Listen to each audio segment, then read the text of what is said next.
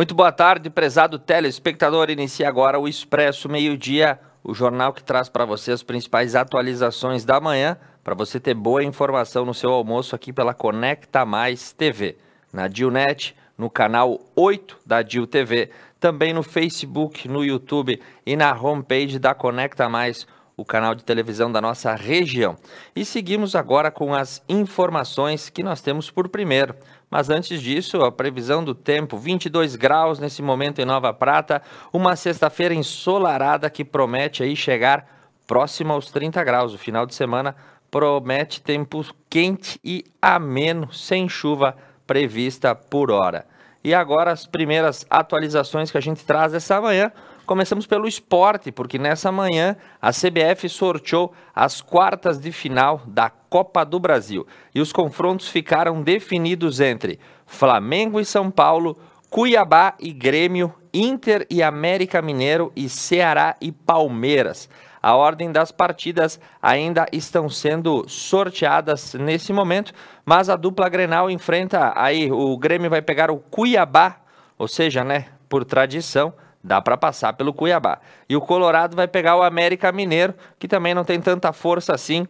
Então pode ser que a dupla Grenal vá às semifinais da Copa do Brasil. Assim esperamos. Mas do outro lado temos aí Flamengo e São Paulo, Ceará e Palmeiras, os times que chegaram até esse momento a taça da Copa do Brasil, que vai ser disputada esse ano. As informações do Tricolor nessa manhã. Há 3 dias do fechamento da janela de transferências, o Grêmio mantém a esperança de contratar um meia e um volante.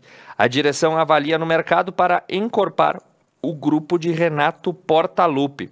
A esperança ainda existe, apesar de saber que a janela de transferências internacionais encerra nos próximos 3 dias. Romildo Bolzan diz que o Grêmio procura um reforço na forma de um armador e também uma complementação que dê equilíbrio e não descarta um volante para completar o elenco. As contratações gremistas nesse momento. E no Colorado também se fala em contratação e renovação.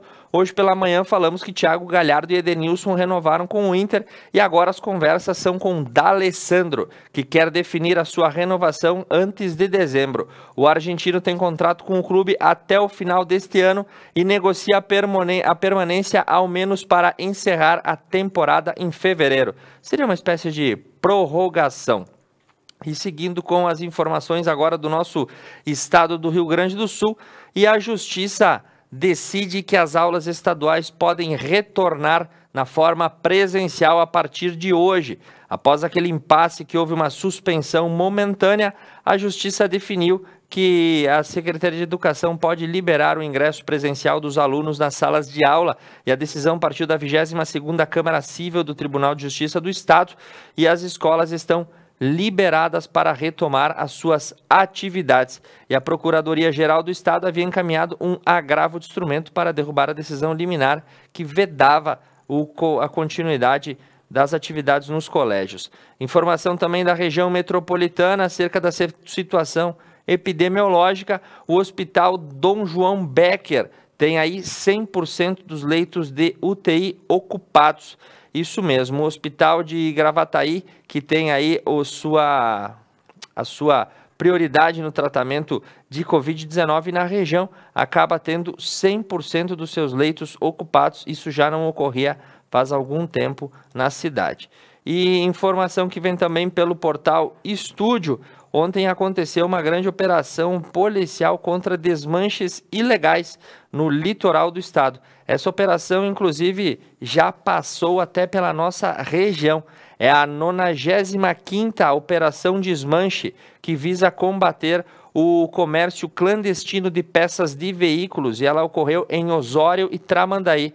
A ação foi de fiscalização em desmanche que não possuía a comprovação de origem das peças.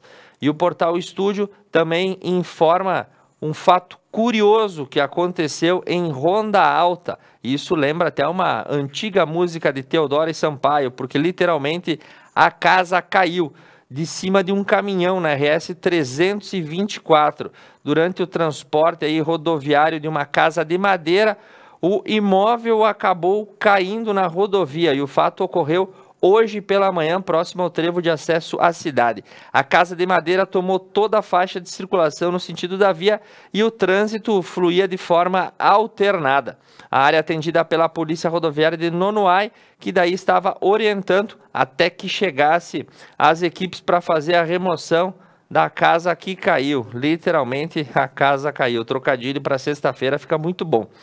E as informações da página da Polícia Civil dão conta de que a Operação Tranca-Ferro foi desencadeada em Rio Grande, Novo Hamburgo, Campo Bom e também em Itajaí, Santa Catarina. Ocorreu nessa manhã a partir de iniciativas e investigações que iniciaram no mês de junho para apurar se organização criminosa estava ordenando aí suas ações a partir da cidade de Rio Grande, também com ramificações em Novo Hamburgo, Campo Bom e Itajaí. 21 ordens judiciais foram cumpridas e as investigações tiveram início aí após denúncias e movimentações financeiras atípicas em contas bancárias, incluindo revendas de veículos que são investigadas. E a participação dos integrantes agora é apurada e mais de 77 policiais cumpriram mandados nessas cidades. Informação do portal Estúdio desta manhã. Na Serra das Antas, o trânsito segue lento porque está sendo feita a remoção de um caminhão que acabou tombando nessa sexta-feira. A Polícia Rodoviária informou que os trabalhos de remoção na altura do quilômetro 188 da BR-470 na Serra das Antas seguem desta manhã. O trabalho iniciou ainda ontem, quando o caminhão tombou, e devem ser finalizados ao longo do dia. Contudo, a faixa adicional está ocupada, mas sem prejuízo ao fluxo durante a retirada do veículo, que dificulta a remoção. Assim que a remoção iniciar, poderá haver obstruções no trânsito, então atenção para quem circular pela Serra das Antas. A previsão é que o trabalho dure todo o dia.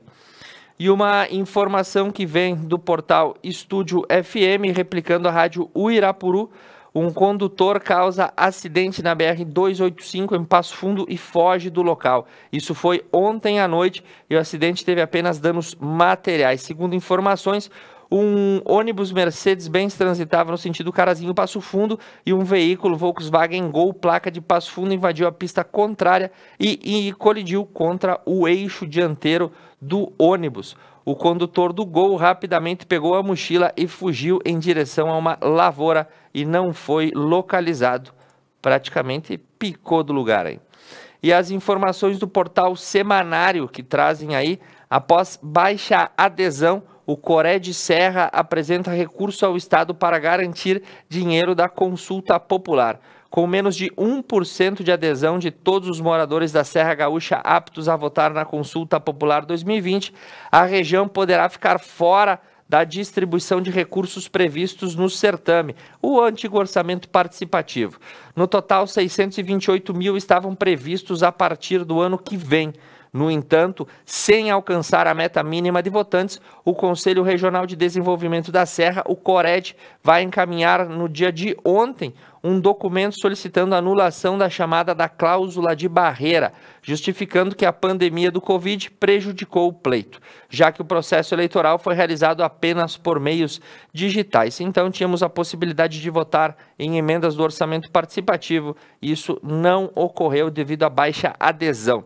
A informação que vem do portal Pioneiro: a safra da uva teve uma queda de 18% na Serra Gaúcha em comparação com o ano passado. Os impactos causados pela estiagem foram confirmados através dos dados liberados pela safra da uva 2019-2020 no Rio Grande do Sul, segundo a Secretaria de Agricultura. A queda da produção nesse ano atingiu quase a marca dos 20%. O valor é praticamente o mesmo da região da Serra, conforme a Emater. Também houve a quebra na safra devido à longa estiagem. Informações que trazemos aí também, que o 1º Batalhão de Policiamento de Áreas Turísticas vai receber um novo reforço de efetivo para os eventos de Natal. De acordo com o portal Estúdio, o policiamento de áreas turísticas vai receber reforço nos eventos natalinos, mesmo sendo um ano atípico, onde não acontecerá de praxe aí apresentações e outras programações. conforme eram realizadas, o policiamento será reforçado para garantir a segurança e a tranquilidade. Informação que vem também pelo portal Estúdio: adolescentes acabam sendo apreendidos em Caxias do Sul com pertences de uma facção criminal. Eles portavam armas, dinheiro e uma certa quantidade de entorpecentes, segundo a reportagem. Os policiais localizaram os adolescentes que entregaram uma mochila contendo aí pistolas, uma submetralhadora Uzi de fabricação israelense, um carregador, 3 munições e com aproximadamente R$3.000. Os adolescentes foram apreendidos e encaminhados à unidade judiciária. E informações que vêm pelo portal Semanário, que faz uma estatística do preço dos combustíveis na Serra Gaúcha. Mesmo com os cortes da Petrobras, o preço da gasolina na bomba no município de Bento ainda continua o mesmo. Os 30 postos participantes do levantamento não apresentaram reduções do preço da gasolina e o valor ao consumidor final permaneceu inalterado, conforme mostram os números divulgados pelo Procon Municipal nessa última quinta-feira. A queda não chegou às bombas e, se chegou, passou despercebida, ao menos na primeira semana de novembro, conforme reporta o jornal. E pelo portal Pioneiro, a Prefeitura de Caxias confirma a 36ª Feira do Livro, que será de 27 de novembro a 13 de dezembro na Praça Dante. Então, a tradicional Feira do Livro de Caxias foi confirmada no dia de ontem em uma solenidade de lançamento ocorrida na Biblioteca Parque da Estação. O evento, que este ano tem como tema Leitura, Prazer e Liberdade, irá iniciar no dia 27 e irá até o dia 13 de dezembro.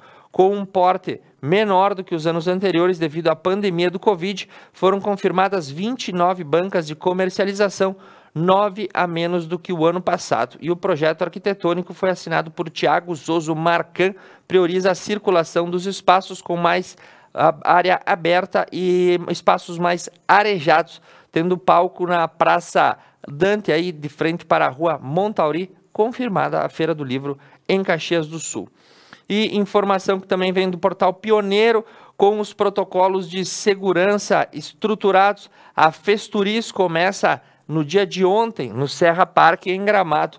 O agendamento de reuniões e visitas aos estandes deve ser feito via aplicativo, porque já tem quem se credenciou no evento. Então, uma feira ocorrendo em meio aí às circunstâncias do distanciamento controlado e dos protocolos sanitários, mas é a primeira feira a ser realizada e é na cidade de Gramado. A Festuris é uma feira que expõe aí os atrativos do setor do turismo, que também foi bastante prejudicado, se não o mais, em todo este período. E agora informações do portal Estúdio: a Polícia Rodoviária Federal prendeu em Vacaria um motorista de uma carreta que circulava embriagado na BR-116. Isso ocorreu ontem. Os agentes receberam uma denúncia sobre um caminhão que trafegava em zigue-zague pela 116, colocando em risco os usuários. Ao perseguir e interceptar o veículo, os policiais constataram que o motorista de 65 anos transportava eletrodomésticos e estava embriagado ao volante. Informação que também seguimos do portal Estúdio FM: a Brigada Militar prendeu um homem em Marau que está sendo acusado de seguir mulheres. Segundo a rádio Vang FM, ontem, por volta das 15h30, a guarnição da Brigada Militar de Marau se deslocou até o cemitério municipal, onde uma senhora responsável pelo mesmo informou que um indivíduo nas imediações seguia as mulheres que por ali passavam. No local foi abordado um sujeito de 28 anos, sendo que a consulta feita no sistema integrado havia dito que ele estava com mandado de prisão em aberto. Sendo assim, foi dado voz de prisão. Ele foi conduzido ao Hospital Cristo Redentor para atestado de lesões corporais e depois apresentado à Delegacia Civil. E as informações aí para o final de semana na nossa região: segundo o portal Estúdio, o final de semana promete um tempo bom e temperaturas altas para Veranópolis e para a região também. O sol aparece em todo o estado, entretanto, na metade leste, mais uma vez, se espera a circulação de umidade numa área de baixa pressão. A madrugada será fria e as manhãs vão ganhando temperatura, então prepare-se para um bom final de semana com tempo estável, sem previsão de chuva. Informação que vem do Estúdio FM e reporta que os bombeiros novamente tiveram que controlar um incêndio em vegetação, dessa vez no município de Vila Flores. Ocorreu ontem à tarde. O caminhão do Corpo de Bombeiros foi acionado e teve que sair do quartel de Veranópolis para controlar esse incêndio na localidade de Barro Preto, nas proximidades da BR-470. No local, cerca de 5.000 metros quadrados de mata nativa foram consumidas pelas chamas e a guarnição precisou de 1.000 litros de água para controlar o incêndio. Ninguém ficou ferido e as causas do fogo não foram descobertas ainda. E as informações para Fagundes Varela são divulgadas as datas de realização das matrículas para a Escola Municipal Caminhos do Aprender. Então agora os pais de Fagundes Varela que desejam matricular seus filhos devem procurar a escola para o ano letivo de 2021. O período da rematrícula será de 9 a 20 de novembro para crianças que ainda não foram à escola e de 23 a 27 de novembro, para as demais, nas dependências localizadas na Avenida Antônio Ferronato 225, segunda a sexta das 9 a 17, lembrando que é obrigatório o uso de máscara. E informação que a gente traz de Nova Bassano: um motorista de Nova Bassano foi assaltado e teve seu veículo roubado na BR-470 em Garibaldi. O fato aconteceu na última quarta-feira, dia 4, próximo ao trevo de acesso à cidade de Garibaldi. E as informações são da Rádio Estação FM, replicando a Rádio Estúdio. Segundo o relato do registro, a vítima seguia pela rodovia no sentido Garibaldi-Bento, quando ao trafegar atrás de um caminhão, repentinamente surgiu uma motocicleta com 2 elementos que apontaram a arma em direção, obrigando que o motorista parasse. O caroneiro assumiu a direção da caminhonete e o segundo homem acabou aí levando embora o veículo do bassanense, que ficou de a pé. E a informação que a gente traz para encerrar esse bloco da região: a CIV, Associação Comercial e Industrial de Veranópolis, lançou no dia de ontem a campanha de Natal para incentivar as compras e também fomentar o comércio local. Várias são as vantagens. Ontem a nossa equipe também esteve nessa coletiva de lançamento dessa atitude que busca valorizar o comércio local. E agora, para a gente encerrar, já que estávamos na CIV, estávamos em Veranópolis, hoje é o dia do radialista, que é comemorado no dia 7 de novembro, aliás, amanhã, porque hoje é 6 até a meia-noite. E essa data não poderia se passar em branco, e a nossa equipe conversou com o Marco Aurélio Santana, radialista da Tua Rádio Veranense, que contou curiosidades da sua profissão, e a gente confere a partir de agora.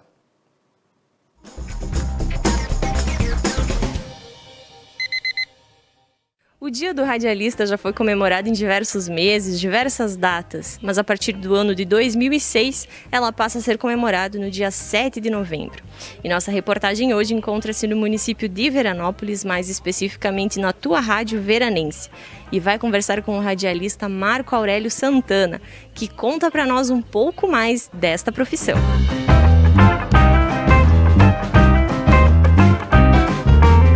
Em 1990, numa cidade chamada Coronel Bicaco, um familiar, um tio, no momento que o governo federal abriu a possibilidade de conceder as emissoras de rádio, ele começou a montar uma rádio e eu tinha 16, 17 anos e ali eu participei desse processo, porque eu estudava e à tarde eu ia ver como é que eles montavam rádio, enfim. E logo que ela entrou em operação, acho que 89, 90, por aí, eu já era operador de rádio. Comecei como operador de rádio. E depois eu comecei a fazer outras funções lá.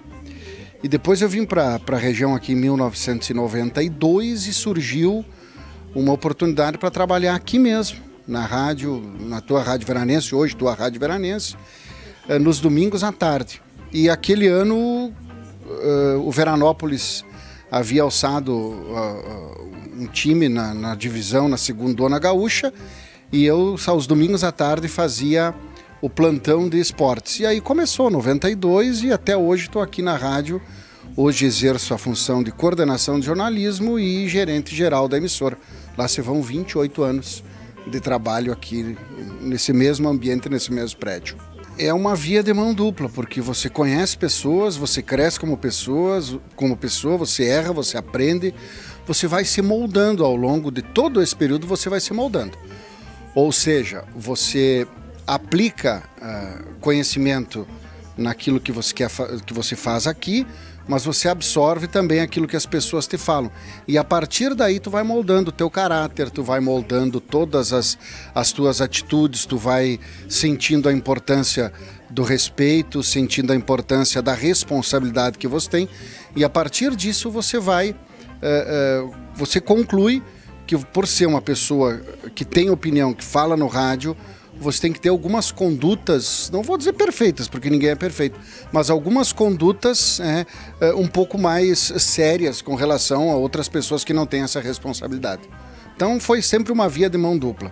A função do rádio, enfim, dos meios de comunicação, não dá para dizer que é só rádio hoje, é aproximar as pessoas. Então, a partir dessa aproximação, você tem que identificar qual é o teu público. Você identificando o teu público, que se dá com pesquisas, enfim, com algumas projeções que a emissora ou o canal de comunicação faz, você tem que saber com quem que você está falando. A partir desse momento, identificar o teu público-alvo, você tem que entregar para eles o produto chamado informação. Que tipo de informação? A forma como você transmite essa informação para eles, seja a informação ruim, a informação mais trágica, a boa informação, a alegria, a receita, o médico que fala, enfim. Você tem que modular todas as informações para esse mesmo público. Às vezes você atinge um público mais masculino, mais feminino, mais adulto, mais jovem, enfim. Você tem que fazer uma modulação desse público e entregar para eles aquilo que possa agregar a todos, não vou dizer agradar, mas aquilo que eles possam se sentir motivados a ouvir a rádio. E com a pandemia ficou assim mais latente a necessidade deles buscar um meio de comunicação, quando não podiam, tinha a ideia, né, não saia de casa, enfim. Aí isso nos aproximou muito mais do nosso público ouvinte. Algumas pessoas imaginavam assim, porque por estar na rádio, eu frequento muitos lugares, festas comunitárias, enfim, missas em bairros, enfim, você vai circulando, mas você não chega lá como tal, como o Marco Aurélio da rádio, você chega como uma pessoa normal. E em determinado momento você é identificado, porque pela tua fala, pelo teu filho, pela tua esposa, enfim, você é identificado. Aí as pessoas olham assim, mas eu achei que você era mais bonito, entendeu? Eu achei que você... Eu sempre imaginei gordo, careca, né? Mais ou menos assim. Então, sempre tem as pessoas imaginam você de uma outra forma. Eu achei que você era magro e velho, mas você é gordinho e novo. Então, as pessoas... nunca recebi isso como uma crítica, mas sim como uma forma... Porque você imagina como são as pessoas, ainda mais no rádio, que você não tem hoje ainda a plenitude da imagem. Tem que ter vontade, tem que ter amor e você tem que ser apaixonado por aquilo que você faz todos os dias. Existem muitas e muitas dificuldades que você enfrenta como em qualquer outra profissão, mas você tem que pensar que você pode ou não modificar a vida das pessoas com aquilo que você fala no rádio. Se você fala triste, as pessoas percebem. Se você fala alegre, as pessoas percebem. Então, você tem que ter um controle e saber da responsabilidade que você tem. E é um trabalho apaixonante, tanto que estou aqui há 28 anos e não abandono isso por nada.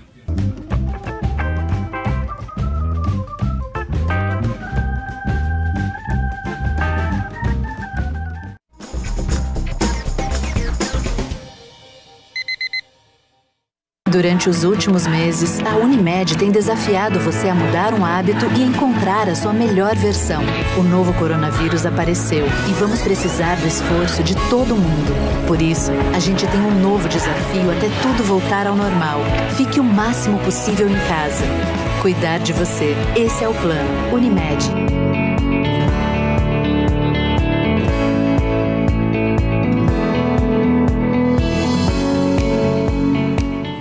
missa da Igreja Matriz São João Batista e Santuário de Nossa Senhora Aparecida de Nova Prata. Transmissão ao vivo, todos os domingos às 8 horas da manhã. Apoio Basalto Santo Antônio, Funerária Dec Giovanni, JR Bombardelli, Unimed Vale das Antas. A internet que te conecta é nossa.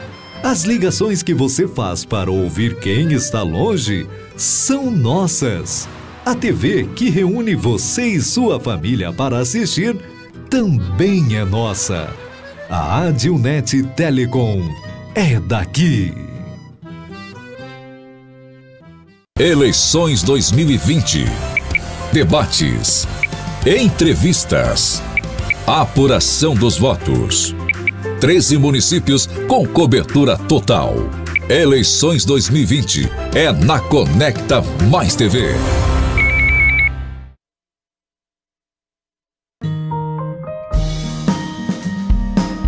O afeto entre as pessoas permanece. As demonstrações de carinho são essenciais. Viva hoje. Encante hoje. Sinta hoje. Jack Store, facilitando para você.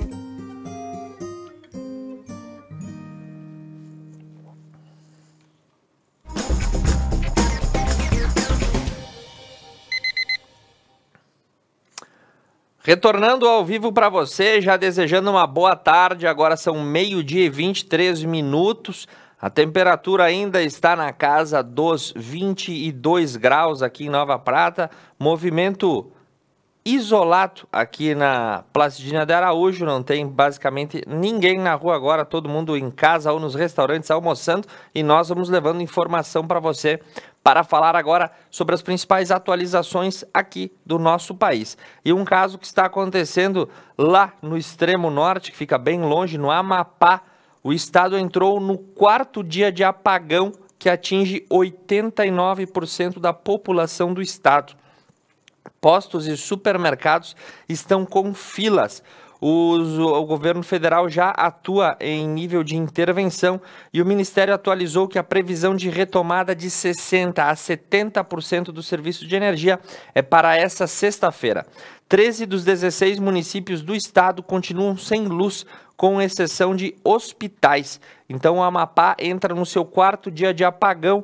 Isso foi ocasionado porque o estado foi condicionado por um forte temporal que acabou causando aí queda de subestação de energia, entre outros problemas, que fez com que a população inteira ficasse sem energia elétrica e o estado aí batesse na porta do caos. Informação do portal O Repórter, hoje também aconteceu a Operação Luz na Infância e prendeu 27 pessoas. Essa operação vem sendo realizada ao longo do ano e a Operação Luz da Infância é caracterizada pelo combate aos crimes sexuais de pedofilia cometidos através da internet. E dessa vez, coordenada pelo Ministério da Justiça e pelas polícias civis de 10 estados. Segundo o Ministério da Justiça, São Paulo, Santa Catarina, Pará, Paraná, Alagoas, Rio de Janeiro e Rio Grande do Sul contabilizam prisões e buscas e apreensões em diversos pontos desses estados. E também existe cooperação com os Estados Unidos e medidas estão sendo cumpridas nas cidades americanas de Knoxville, Nashville, Dallas, Raleigh e Pittsburgh, porque essas quadrilhas de pedofilia na internet atuam aí nos circuitos da Deep Web entre diferentes países de conexão e o esforço conjunto das autoridades para cometer essa verdadeira atrocidade que são feitas contra essas crianças vítimas desse tipo de gente, que nem merece ser chamado de gente. Mas, voltando para as realidades políticas do Brasil, as atualizações dessa manhã apontam que 3 ministros do STF votam para rejeitar pedido de afastamento de Paulo Guedes. Pois é, alguém aí acabou protocolando um pedido para que Paulo Guedes fosse afastado do cargo de ministro da Economia. Foi apresentado pelo PDT. Paulo Guedes, em razão de investigações em que ele é procuram apurações de possíveis fatos dele na Operação Greenfield, em fraudes de fundos de pensão. Os ministros da corte têm até 10/11 para apresentarem o restante dos seus votos. No momento, aí o relator do caso, Marco Aurélio Melo, rejeitou o pedido de afastamento e foi seguido aí pelos demais ministros no plenário virtual. Na ação, a oposição ao governo afirmou que antes de assumir o caso, Guedes já era alvo desta investigação. Enfim, um dos homens mais competentes do governo federal, sempre tem que estar alguém incomodando o trabalho do ministro Paulo Guedes. E o presidente Jair Bolsonaro encaminha ao Congresso um texto para criar um escritório da OCDE no Brasil.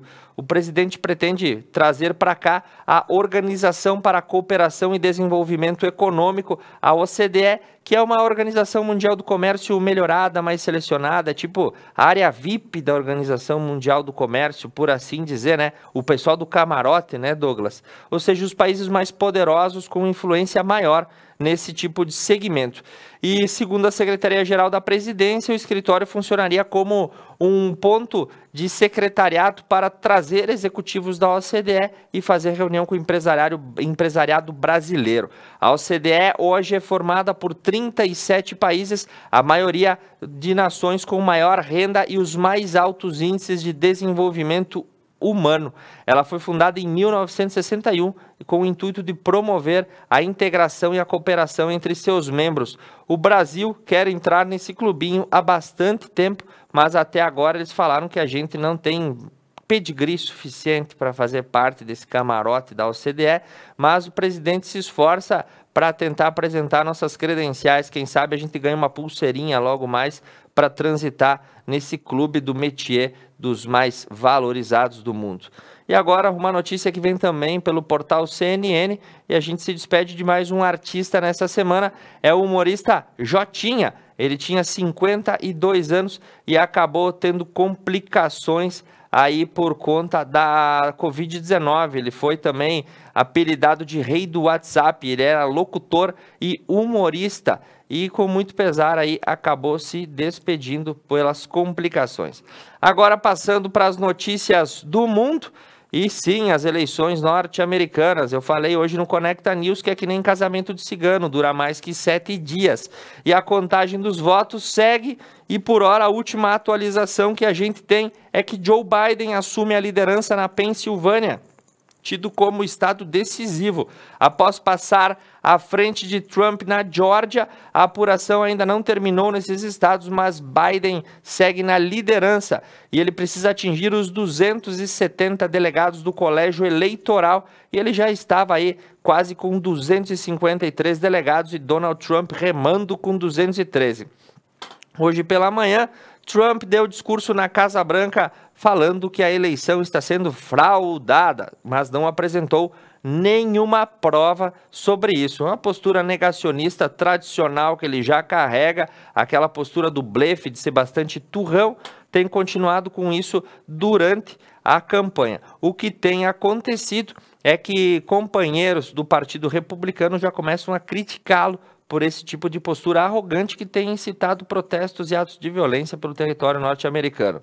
E a Geórgia, que foi o estado que Joe Biden venceu, está prestes a se tornar o centro do universo político norte-americano. Para você que nunca aprendeu a falar sobre o nome desses estados norte-americanos e que talvez não sabia nem que eles existiam, pois bem, os hashtags mais comentados do Twitter nessa semana são Geórgia, Pensilvânia, Ohio, Minnesota, Alabama, enfim, os estados aí que fazem a apuração. O que o nosso telespectador tem que saber?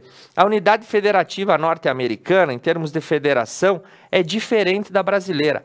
Cada estado lá é autônomo para tomar suas decisões políticas nos mais diversas áreas.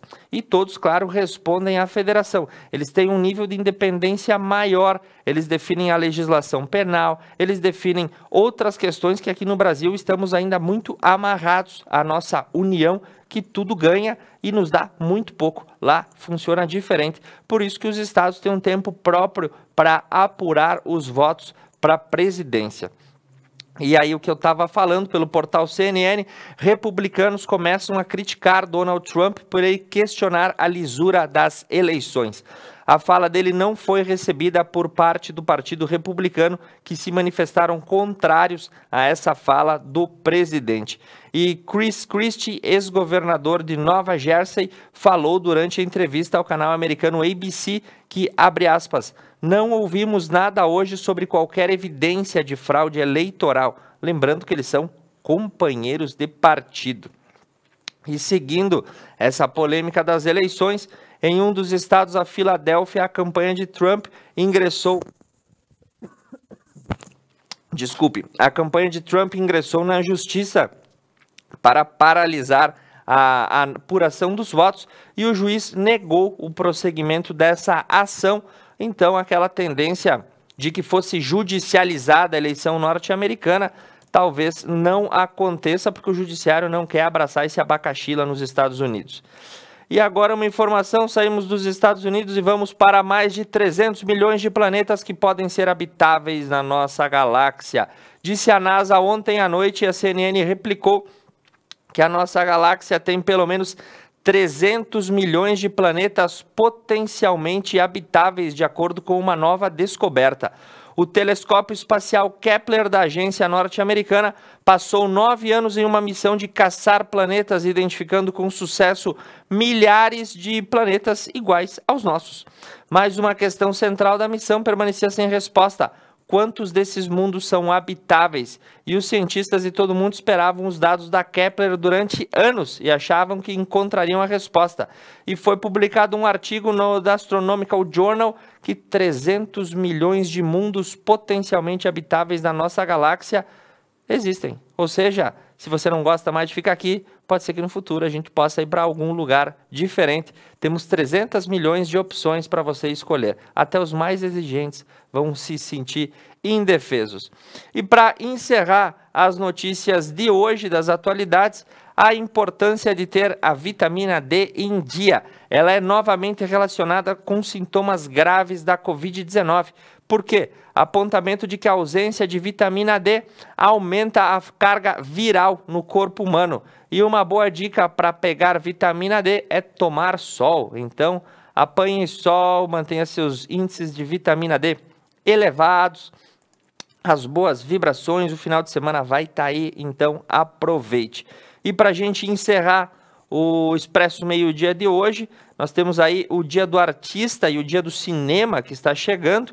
E vamos falar com uma atriz aqui de Nova Prata, né? A Elisa Volpato, que já fez várias participações em diferentes canais de nível nacional, levando o talento do artista local. E ela fez uma entrevista com a Mona Lisa no dia de ontem, e agora a gente passa para você para encerrar de uma maneira leve essa manhã, a beleza feminina, falando diretamente no Expresso Meio-Dia. Eu me chamo Thiago Zilli e eu retorno segunda-feira, meio-dia em ponto, com as atualizações para você. Acreditamos que até segunda vamos saber o fim da eleição norte-americana e terminar com essa longa semana de espera. Um abraço, um bom final de semana.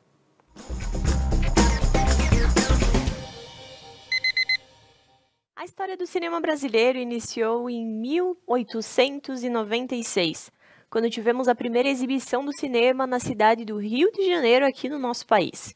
Hoje, nós conversamos com Elisa Volpato, ela que vai contar pra gente um pouco mais sobre a sua carreira e sobre a importância do cinema brasileiro.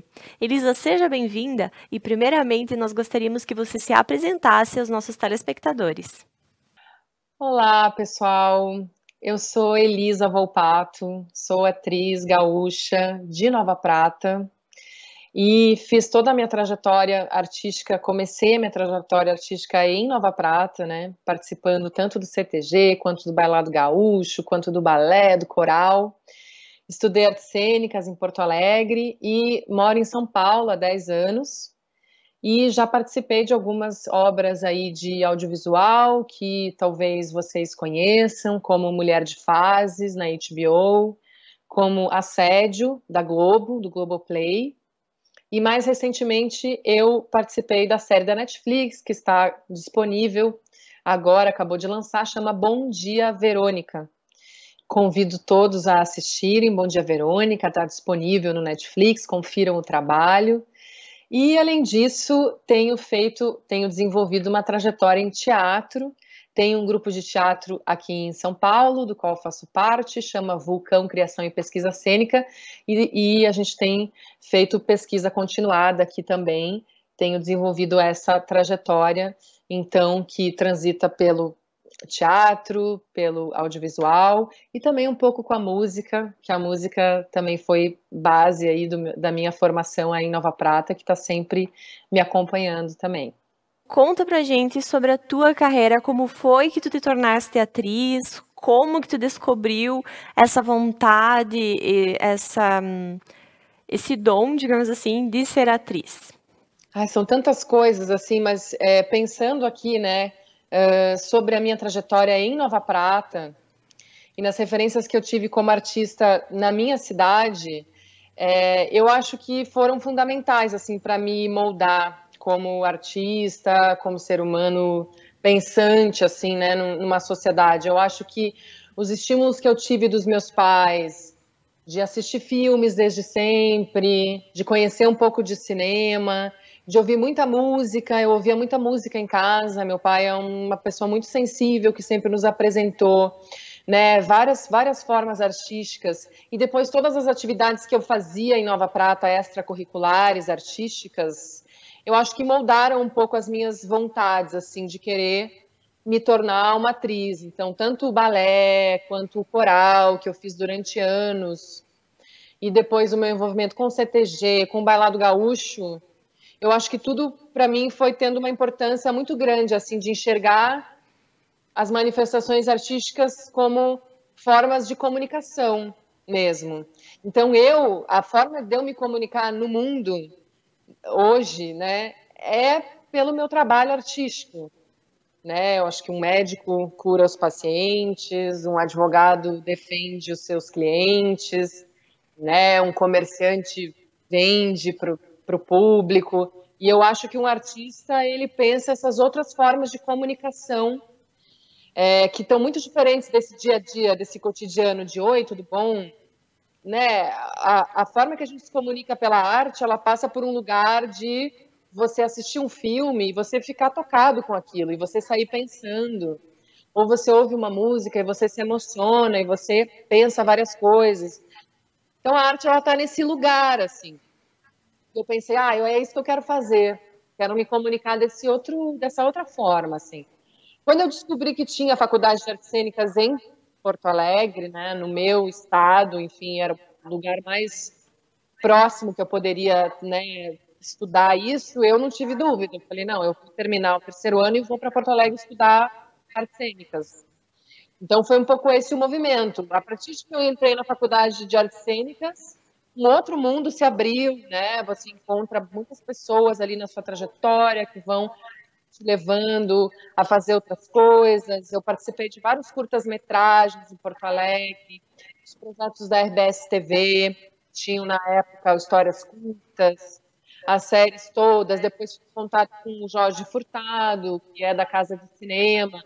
Uma coisa foi levando a outra, mas eu acho que toda a minha educação, assim, todo o meu background lá em Nova Prata, de todas as referências, os contatos que eu tive, de manifestações artísticas, tem muitas, né, em Nova Prata. Nova Prata é uma cidade muito pujante, né, artisticamente.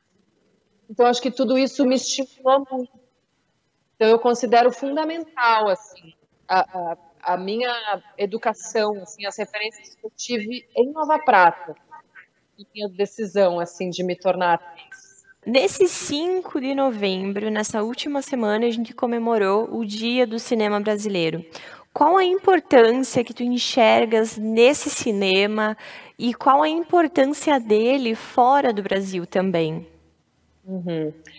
O cinema, assim como todas as outras manifestações artísticas, né, como o teatro, como a dança, as artes plásticas, a música, é uma forma de comunicar sobre as nossas subjetividades enquanto povo, enquanto cultura. Então, o cinema, eu acho que ele está um pouco nesse lugar assim de registro de uma memória, de uma história, uma identidade como país, né? Esse é o papel da arte, é questionar o que a gente está vivendo aqui, trazer outras visões, né, por meio de uma obra. Às vezes fala de um assunto específico, de uma questão social importante. Então, tudo isso é fundamental assim, para como a gente depois manda a nossa imagem, né, internacionalmente, ou mesmo aqui, como é que a gente se entende como povo e como identidade, né? E o cinema tem produzido coisas maravilhosas, assim, né, que nos fizeram se entender assim as nossas particularidades enquanto Brasil, né? Tem obras incríveis, inclusive acho que a gente vai entrar nesse assunto depois, mas obras de literatura que já são magistrais e que depois foram adaptadas para o cinema, né? Que são obras importantes num contexto quando a gente pensa no Brasil internacionalmente, né? São obras que muitas pessoas lá fora conhecem, e aí poder colocar isso no audiovisual, você comunica de uma forma ainda mais ampla, né? Então é uma alegria a gente poder celebrar, né, que o cinema está vivo, apesar de muitos percalços aí no caminho, né? Eu até fiz uma revisão aqui com um amigo meu que é produtor audiovisual, para ele falar um pouco da história, inclusive como foi a produção brasileira de audiovisual historicamente, para a gente entender, né? A gente tinha a Embrafilme lá atrás, que era uma empresa estatal que apoiava os projetos de audiovisual, que foi extinto no governo Collor.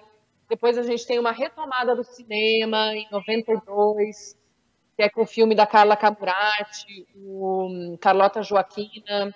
E aí a gente começa com produções como Central do Brasil, do Walter Salles. Vários filmes foram compondo a nossa história, né? Hoje nós contamos com uma lei do audiovisual, nós contamos com editais públicos das secretarias de cultura para produzir audiovisual no Brasil e também do fundo setorial, que é um fundo que se retroalimenta, não é um dinheiro público, é um dinheiro que qualquer produção de audiovisual no Brasil paga uma taxa para esse fundo, para eles poderem exibir as coisas no Brasil. E esse fundo vai gerando dinheiro e depois ele é repassado para as produções, novas produções que vão ser feitas. Então, isso é muito bonito a gente olhar assim, como a gente construiu, ao longo do tempo, políticas públicas para a gente poder, para a gente ficar de pé. E isso é importante de dizer também, sem política pública, a gente não conseguiria ter a produção de audiovisual, né, de cinema que a gente tem hoje. Seria impossível. Então, as políticas públicas precisam existir, e se elas forem minguando, como tem acontecido um pouco nesse governo, as produções vão diminuir também, infelizmente. Então, é importante a gente também olhar para isso. Mas não sei se eu respondi a sua pergunta. Com certeza.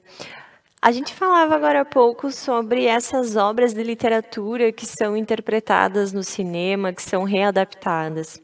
Qual é a maior dificuldade que tu enxergas em, por exemplo, O Tempo e o Vento, que foi um dos clássicos que tu teve a oportunidade de interpretar? Qual a maior dificuldade em trazer toda aquela bagagem da literatura no cinema? É legal essa sua questão, porque é difícil, né, transpor uma obra de literatura para o audiovisual. Eu tenho trabalhado muito com isso também no teatro. Com o meu grupo de teatro aqui em São Paulo, a gente tem trabalhado em transpor a literatura para o teatro.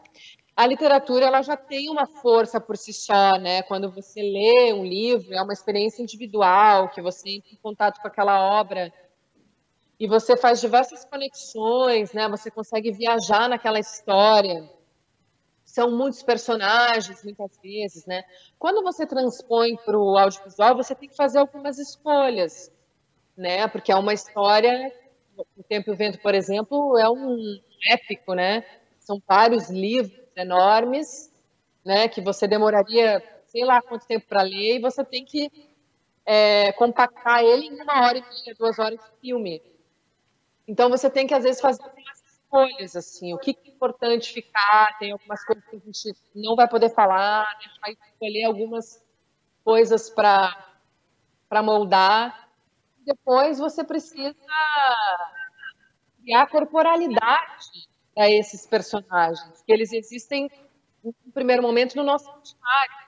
E como a leitura é uma coisa muito individual, você acaba criando a sua visão daquele personagem, né? Então, acho que o desafio de um diretor, quando ele transpõe a literatura para o vídeo, para o audiovisual, é ele criar uma ideia, né, do que seria esse personagem, possa conectar com o imaginário, né, das pessoas quando elas leram o livro. Né? E é um desafio mesmo, assim, muitas vezes não é bem sucedido, às vezes não, o livro é muito melhor do que o filme, a gente fala muito disso, né, pô, foi adaptado, tal, o livro é muito melhor do que o filme, enfim, mas eu ia falar que, além do Tempo e Vento, né, eu me lembrando aqui, obras muito importantes que foram expostas para o cinema, como o Quatrilho, que é um romance de Clemente Pozenato, que é um gaúcho, e que foi o primeiro que nos levou para o Oscar, né? Foi a primeira indicação do Brasil no Oscar. Depois a gente teve o Alto da Compadecida, que é a adaptação da obra do Ariano Suassuna, que foi um super sucesso também. A gente tem, eu lembrei também do Menino Maluquinho, do Ziraldo, né? Que é uma obra infanto-juvenil, que foi transposta para o cinema. Então, assim, você amplia também o alcance, né, de alguém que não teria acesso ao livro, e depois ele vai ver aquele filme no cinema. E aí ele entra em contato com essa obra, né? Isso é muito legal. Teve uma Macunaíma também, A Hora da Estrela, que é a adaptação do clássico da Clarice Lispector. Eu acho que é esse desafio, assim, de você transpor aquela experiência individual que você tem ao ler um livro sozinho para uma obra que vai ser compartilhada, né? Que vai mexer com o imaginário de muitas pessoas ao mesmo tempo, né? Agora eu vou te fazer, então, a última pergunta que estava prevista, que é o recado que tu deixaria para os atores, para as atrizes, diretores, produtores, que fazem o cinema brasileiro acontecer, e para que ele não morra, né? Qual o recado tu deixaria para todo esse pessoal? Eu vou subverter um pouco a tua pergunta, porque eu sinto que os diretores, os atores, as pessoas que já trabalham com audiovisual, elas certamente sabem da importância disso na pele, né? Porque trabalham com isso, sabem assim como eu.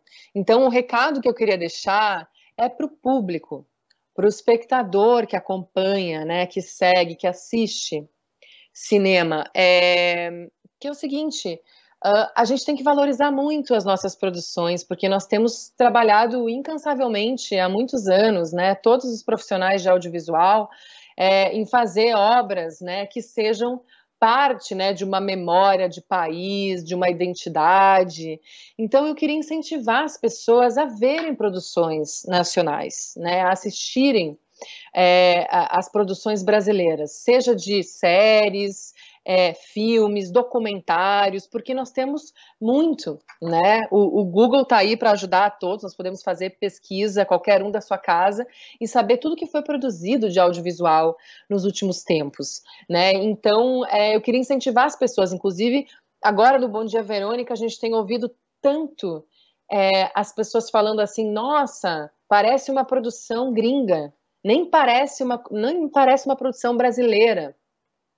E eu acho engraçado falar isso, porque eu não sei a referência que a gente tem, né, ela está muito desconectada, porque, assim, na verdade, a gente sempre produziu coisas muito boas, de muita qualidade, né? Eu acho que o que falta, às vezes, é uma desinformação, um desinteresse das pessoas saberem o que está sendo feito, né? Das pessoas realmente procurarem pelas produções brasileiras.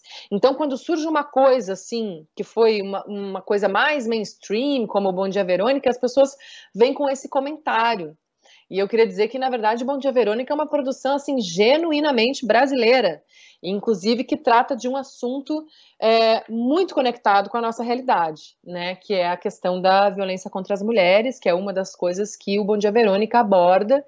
Então, nesse sentido, é muito importante as pessoas poderem ter acesso a, por exemplo, isso, uma denúncia social super importante no seu país. Né, o cinema ele tem esse poder assim, de trazer consciência, de fazer a gente questionar as coisas, de trazer uma visão crítica sobre as coisas.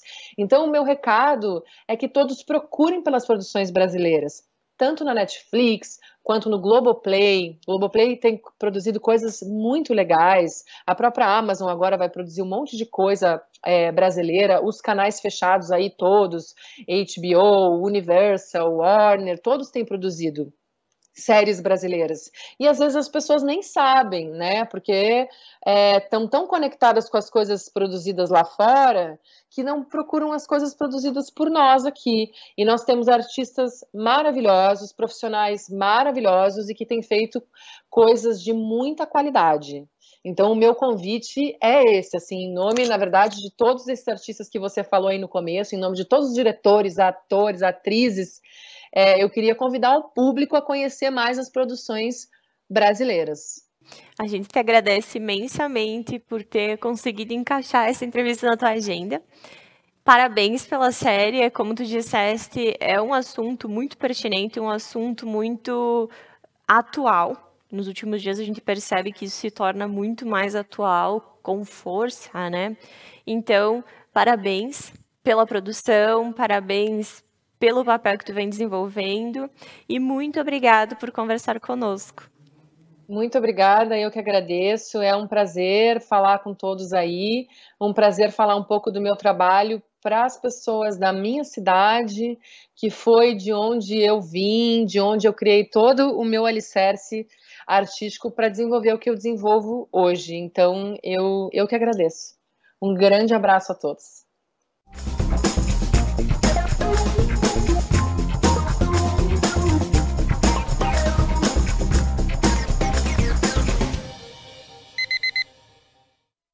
Eleições